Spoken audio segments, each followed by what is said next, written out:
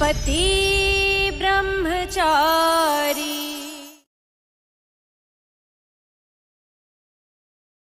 अवनी की खतरनाक साजिश से अस्पताल पहुंची ईशा।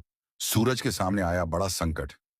जी हां दोस्तों, आज के एपिसोड में ऐसा चौंकाने वाला मोड़ देखने को मिला जिसने पूरे गांव को हिलाकर रख दिया।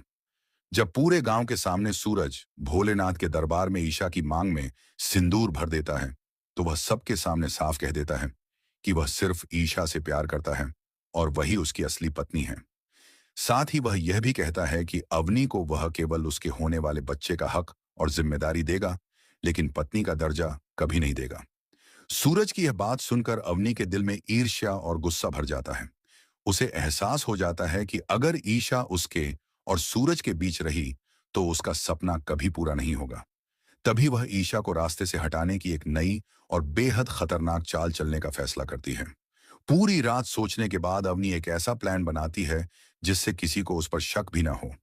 अगली सुबह जब मोनिका भाभी और काव्या रसोई में नाश्ता तैयार कर रही होती हैं, तभी मौका देखकर अवनी चुपके से किचन में पहुंच जाती है।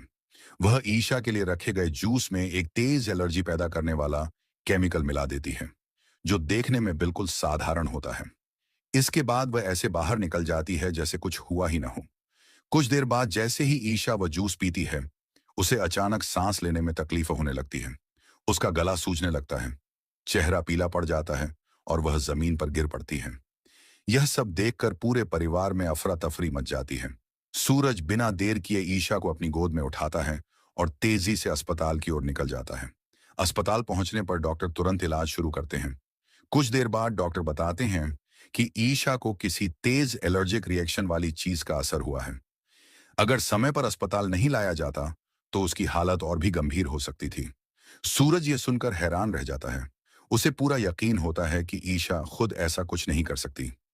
वह तुरंत मोनिका भाभी और काव्या से पूछताछ करता है। दोनों साफ कहती हैं कि उन्होंने खाना और जूस बिल्कुल सामान्य तरीके से बनाया था और उनके सामने किसी ने कुछ नहीं मिलाया। इससे मामला और भी रहस्यमय बन जाता है। दूसरी तरफ अवनी सबके सामने चिंता का दिखावा करती है, लेकिन अंदर ही अंदर यही सोचती रहती है कि उसकी योजना इस बार भी पूरी तरह सफल क्यों नहीं हुई। उसे डर भी सताने लगता है कि अगर किसी ने किचन के आसपास उसे देख लिया होगा तो उसका सच कभी भी सामने आ सकता है। उधर इलाज के बाद ईशा की तबीयत धीरे धीरे संभलने लगती है। उसे होश आते ही सूरज राहत की सांस लेता है और मन ही मन फैसला करता है कि वह इस घटना की सच्चाई जरूर पता लगाएगा। उसे अब महसूस होने लगता है कि यह सिर्फ एक हादसा नहीं, बल्कि किसी की सोची समझी साजिश है। अब देखने वाली बात होगी कि क्या सूरज अवनी की इस नई चाल का पर्दाफाश कर पाएगा। क्या परिवार के सामने अवनी का असली चेहरा बेनकाब होगा, या फिर वह अपनी अगली खतरनाक योजना से एक बार फिर सबको चौंका देगी। आप भी ईशा से प्यार करते हैं तो वीडियो को लाइक करें, चैनल को सब्सक्राइब और कमेंट में आई लव ईशा जरूर लिखें। अवनी की आंखों से नींद गायब थी। वह अपने कमरे में बार बार टहल रही थी। उसके दिमाग में सिर्फ एक ही नाम घूम रहा था, ईशा।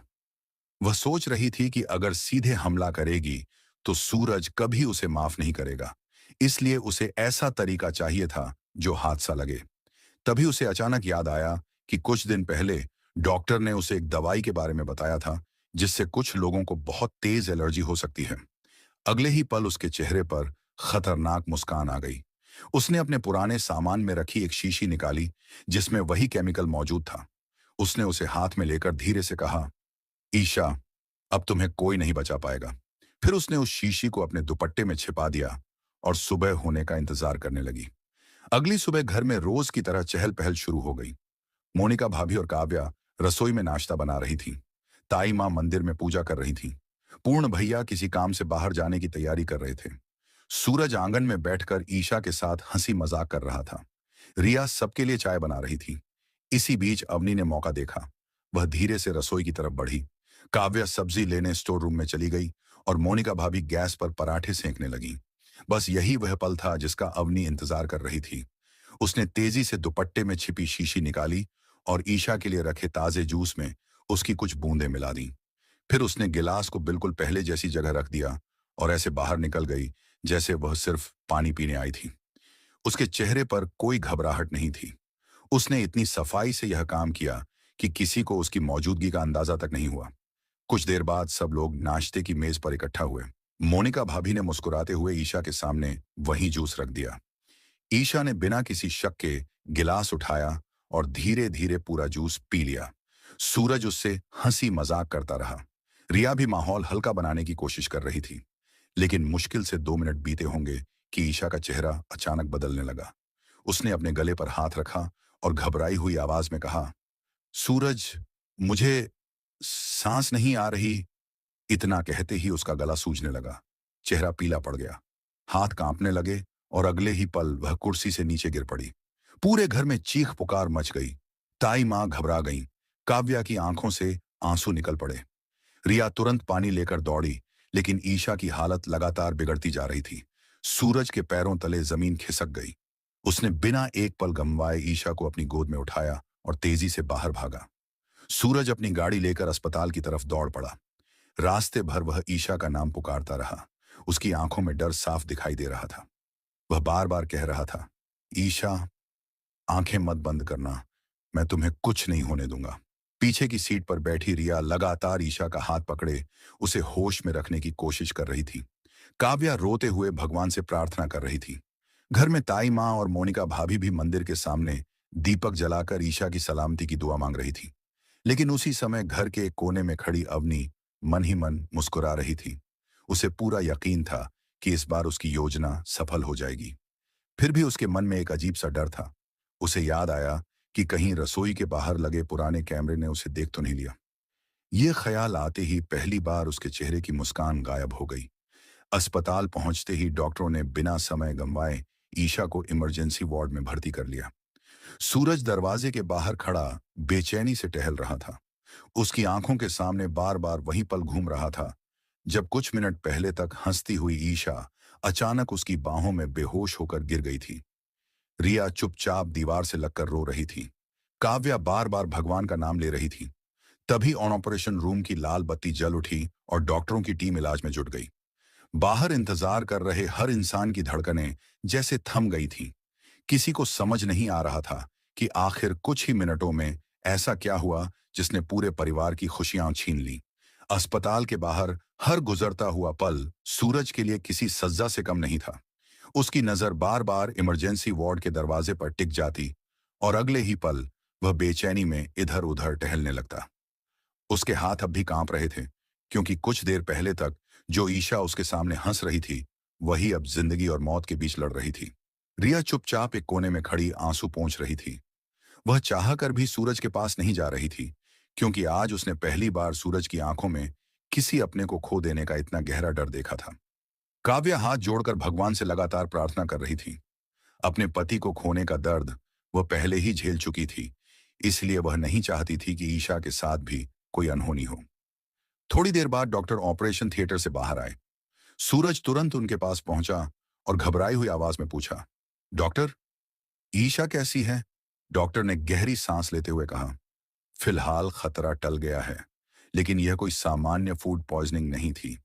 उन्हें किसी ऐसी चीज का असर हुआ है जिससे बहुत तेज एलर्जिक रिएक्शन हुआ। अगर 10 मिनट और देर हो जाती तो हम शायद उन्हें बचा नहीं पाते। डॉक्टर की यह बात सुनते ही सूरज के पैरों तले जमीन खिसक गई।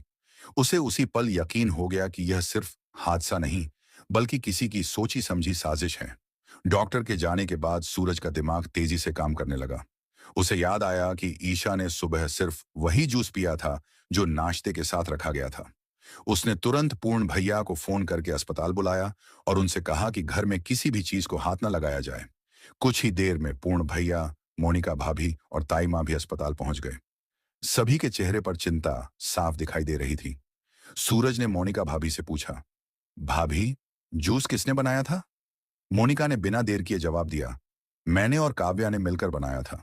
उसके बाद हम दोनों एक पल के लिए रसोई से बाहर चले गए थे, लेकिन वापस आकर हमने कुछ भी अलग नहीं देखा। तभी काव्या अचानक चौंक गई। उसने माथे पर हाथ रखते हुए कहा, भैया, मुझे याद आया, जब मैं स्टोर रूम से सब्जी लेने गई थी, तब लौटते वक्त मैंने अवनी भाभी को किचन से बाहर निकलते देखा था। उस समय मुझे लगा था कि शायद वह पानी पीने आई होंगी। यह सुनते ही कमरे में सन्नाटा छा गया। ताई माँ ने हैरानी से अवनी का नाम दोहराया, जबकि पूर्ण भैया गहरी सोच में डूब गए। उधर अस्पताल के दूसरे कॉरिडोर में अवनी सबके सामने रोने का नाटक कर रही थी। वह बार बार यही कह रही थी कि भगवान से प्रार्थना है ईशा जल्दी ठीक हो जाए। लेकिन उसके मन में डर लगातार बढ़ता जा रहा था। उसे महसूस हो रहा था कि अगर काव्या ने उसे रसोई में जाते हुए देख लिया है तो शक की सुई कभी भी उसकी तरफ घूम सकती है। तभी उसने देखा कि सूरज दूर खड़ा उसे बहुत गौर से देख रहा है। पहली बार उसकी आंखों में पहले जैसा विश्वास नहीं था। सूरज की खामोशी ही अवनी को डरा रही थी। उसने तुरंत अपनी बात संभालते हुए कहा, सूरज, मुझे समझ नहीं आ रहा कि ईशा के साथ ऐसा कैसे हो गया। लेकिन सूरज ने बिना कोई जवाब दिए सिर्फ उसकी तरफ देखा और वहां से चला गया। उस एक नजर ने अवनी की रातों की नींद उड़ा दी। कुछ घंटे बाद ईशा को होश आ गया। सूरज तुरंत उसके पास पहुंचा और उसका हाथ पकड़ लिया। ईशा ने धीरे से आंखें खोली और सबसे पहले सूरज का चेहरा देखा। उसकी आंखों से आंसू निकल पड़े। सूरज ने मुस्कुराने की कोशिश करते हुए कहा, अब कुछ मत बोल। अवनी ने किया ईशा पर हमला। सूरज ने उसे निकाल फेंका घर से बाहर।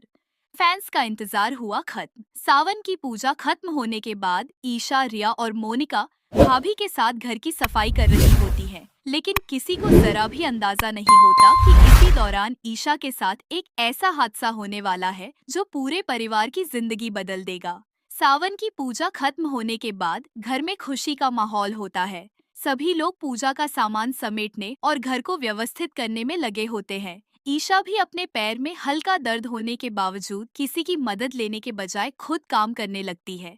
तभी ऊपर रखे कुछ सामान को नीचे उतारने के लिए वह स्टूल पर चढ़ती है। जैसे ही ईशा थोड़ा ऊपर पहुंचती है, अचानक स्टूल बुरी तरह हिलने लगता है। ईशा अपना संतुलन संभालने की पूरी कोशिश करती है, लेकिन अगले ही पल वह जोर से जमीन पर गिर जाती है। उसकी चीख सुनकर रिया और मोनिका भाभी दौड़कर उसके पास पहुंचती है। ईशा दर्द से कराह रही होती है और उसका पैर बुरी तरह चोटिल हो चुका होता है। सूरज भी आवाज सुनते ही भाग कर आता है और ईशा को इस हालत में देखकर उसके चेहरे की हवाइयां उड़ जाती हैं। सूरज बिना देर किए डॉक्टर को घर बुलाता है। डॉक्टर ईशा का पैर देखकर बताता है कि चोट काफी गंभीर है और फ्रैक्चर हुआ है। पैर पर पट्टी करने के बाद डॉक्टर उसे कम से कम 10 दिन पूरी तरह आराम करने की सलाह देता है। लेकिन ईशा हमेशा की तरह परिवार की चिंता करते हुए डॉक्टर की बात मानने से मना कर देती है। वह कहती है कि घर के इतने सारे काम हैं और वह सबको अकेले परेशान नहीं देख सकती। सूरज उसे समझाता है कि इस समय परिवार से ज्यादा जरूरी उसकी सेहत है। डॉक्टर के चले जाने के बाद ईशा की नजर अचानक उस स्टूल पर पड़ती है जिस पर चढ़ने के बाद वह गिरी थी। वह ध्यान से स्टूल को देखती है और उसे कुछ अजीब महसूस होता है। ईशा स्टूल के नीचे हाथ लगाकर देखती है तो वहां रखी चीजों को देखकर उसके होश उड़ जाते हैं। अब उसे समझ आने लगता है कि यह महज कोई हादसा नहीं था। ईशा तुरंत सूरज को बताती है कि स्टूल को जानबूझकर अस्थिर किया गया था। उसके नीचे कुछ ऐसी चीजें रखी गई थीं जिनकी वजह से स्टूल का संतुलन बिगड़ना तय था। ईशा को पूरा शक अवनी पर होता है। वह सूरज से साफ साफ कहती है कि अवनी लगातार उसे और सूरज को अलग करने की कोशिश कर रही है और अब उसने उसे रास्ते से हटाने के लिए यह चाल चली है। लेकिन सूरज उस वक्त ईशा की बात मानने के लिए तैयार नहीं होता। वह कहता है कि सिर्फ शक के आधार पर किसी पर इतना बड़ा आरोप नहीं लगाया जा सकता। सूरज की यही बात ईशा को अंदर तक तोड़ देती है। उसे सबसे ज्यादा दुख इस बात का होता है कि जिस इंसान के लिए वह सब कुछ सह रही है, वही उसकी बात पर भरोसा नहीं कर रहा।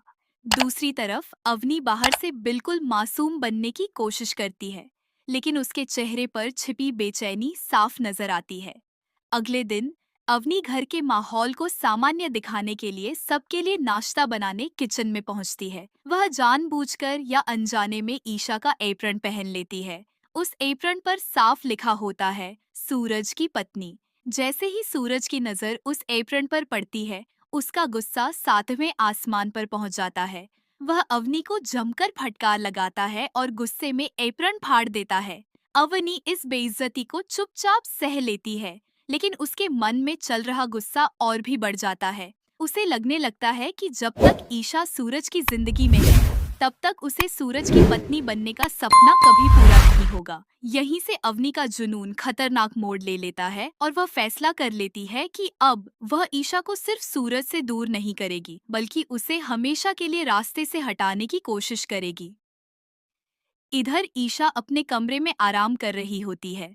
पैर में चोट होने के कारण वह ठीक से चल भी नहीं पा रही होती। घर के बाकी लोग अपने काम में व्यस्त होते हैं। तभी अवनी धीरे धीरे ईशा के कमरे की खिड़की तक पहुंचती है और अंदर झांकने लगती है। उसकी नजर ईशा पर होती है और उसके चेहरे पर अजीब सी खामोशी दिखाई देती है। लेकिन तभी अचानक पीछे से सूरज वहां पहुंच जाता है। वह अवनी को खिड़की से ईशा के कमरे में झांकते हुए पकड़ लेता है। सूरज उससे सवाल करता है कि वह यहाँ क्या कर रही है। अवनी घबरा जाती है और कोई बहाना बनाने की कोशिश करती है, लेकिन सूरज को उसकी हरकत पर पहले से ही शक होने लगता है। तभी अवनी के हाथ से उसका फोन गिरने वाला होता है और सूरज की नजर फोन की स्क्रीन पर पड़ जाती है। यही कहानी में सबसे बड़ा धमाका होता है। सूरज को पता चलता है कि अवनी किसी गुंडे से फोन पर ईशा को नुकसान पहुंचाने की बात कर रही थी। वह पूरी बातचीत सुन लेता है और उसके पैरों तले जमीन खिसक जाती है। जिस लड़की पर वह इतने दिनों से भरोसा करता आया था, उसी ने उसकी पत्नी को नुकसान पहुंचाने की साजिश रची थी।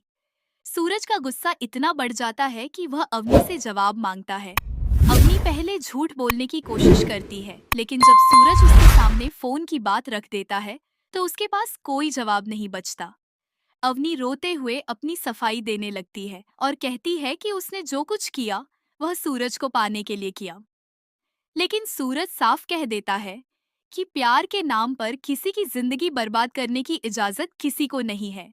दोस्तों, अगर आप लोग भी सूरज और ईशा से प्यार करते हैं तो अभी इस वीडियो को एक लाइक करके चैनल को जरूर से जरूर सब्सक्राइब करें। इसके बाद सूरज पूरे परिवार के सामने अवनी को घर से बाहर निकाल देता है।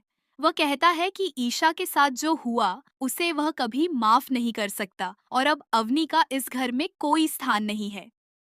सूरज का सबसे बड़ा फैसला तब सामने आता है जब वह कहता है कि मेरे लिए मेरे परिवार से बड़ा न मेरा फर्ज है और न मेरा कोई वादा। यह सुनकर ईशा की आंखों में आंसू आ जाते हैं, क्योंकि पहली बार सूरज ने उसके लिए सबके सामने मजबूती से खड़े होकर अपना फैसला सुनाया है। वहीं अवनी घर के दरवाजे पर खड़ी होकर सूरज और ईशा को देखती रहती है, लेकिन उसके चेहरे के भाव देखकर ऐसा लगता है कि कहानी यहाँ खत्म नहीं हुई है। हो सकता है अवनी घर से बाहर चली गई हो, लेकिन उसके दिल में बैठा जुनून अभी खत्म नहीं हुआ है। अब देखना बेहद दिलचस्प होगा कि क्या अवनी अपनी हार स्वीकार करेगी या फिर सूरज और ईशा की जिंदगी में एक और बड़ा तूफान लेकर आएगी। दोस्तों, अगर आप भी चाहते हैं कि सूरज अवनी को हमेशा के लिए अपने दिल और घर दोनों से बाहर कर दे तो कमेंट में जरूर लिखिए ईशा सूरज। बिल्कुल, आगे की कहानी को उसी नेचुरल और ड्रामेटिक टीवी सीरियल अंदाज में आगे बढ़ाते हैं, जहां अवनी के घर से निकलने के बाद असली खेल शुरू होगा। अवनी को घर से बाहर निकालने के बाद सूरज को लगता है कि अब ईशा की जिंदगी में सारी परेशानियां खत्म हो जाएंगी। लेकिन उसे क्या पता कि अवनी इतनी आसानी से हार मानने वाली नहीं है। घर से निकलते वक्त अवनी एक बार पीछे मुड़कर ईशा को देखती है और उसकी आंखों में गुस्सा साफ दिखाई देता है। ईशा समझ जाती है कि अवनी के मन में अभी भी बहुत कुछ चल रहा है। सूरज ईशा के पास बैठकर उसका हाल पूछता है और उसे भरोसा दिलाता है कि अब उसे किसी से डरने की जरूरत नहीं है। लेकिन ईशा के मन में एक अलग ही डर बैठ चुका होता है।